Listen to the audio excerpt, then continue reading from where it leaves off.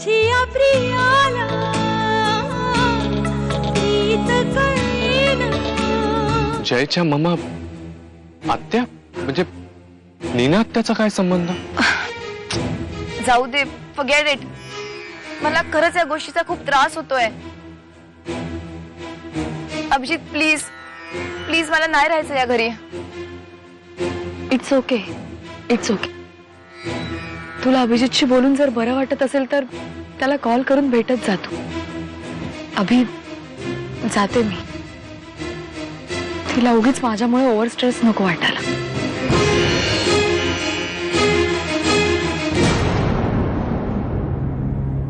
शमिका मला कळतंय तुला काय वाटतंय, पण असा हातपाय गाळून नाही ना चालणार।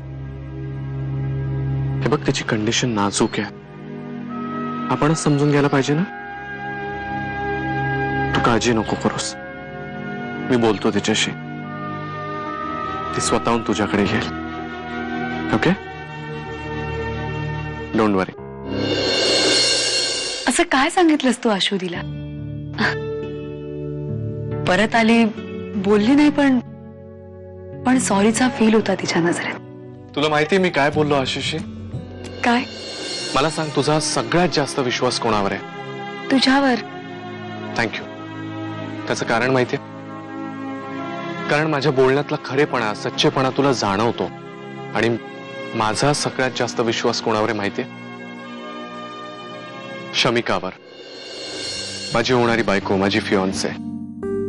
कारण ती एक अशी मुलगी आहे ना जिच्या ओठांवर एक आणि मनात एक असं नसतं, कधीच नसतं। कारण तिच्यावर संशय घेणं म्हणजे माझ्यावर संशय घेण्यासारखं आहे। प्लीज प्लीज प्लीज देवा, माझ्या अश्वतीची मेमरी परत येऊ दे। बरं, तू डॉक्टरांना विचारलंस का ती असं का म्हणत होती?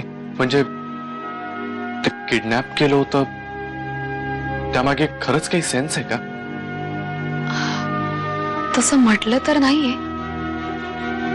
डॉक्टर म्हणाले की औषधांमुळे होत असावं असं, असे विचित्र भास होतच राहणार।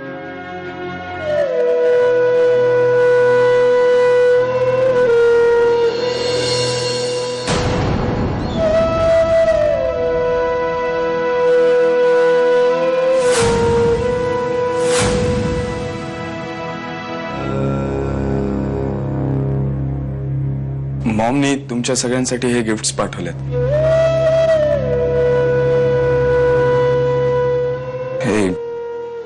हे गिफ्ट्स घेताना तिला असं वाटलं असेल कदाचित की ही दिवाळी आपण सगळ्यांनी एकत्र साजरी करू, पण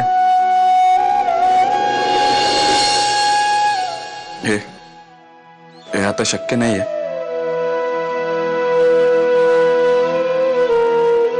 माझ्याच्याने जेवढं शक्य झालं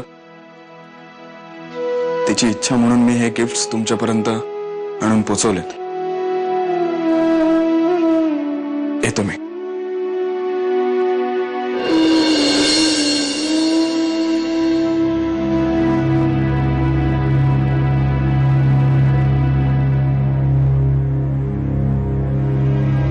माणूस गेला ना तरी त्याच्या आठवणी तशाच शिल्लक राहतात।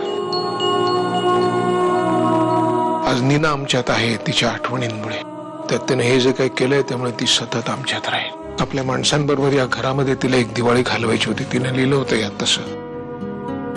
तिची अपुरी राहिलेली अनेक कामं जशी तू पूर्ण करतोयस तशीच तिची दिवाळी या घरामध्ये घालवण्याची इच्छा सुद्धा तू पुरी करावीस असं मला वाटतं।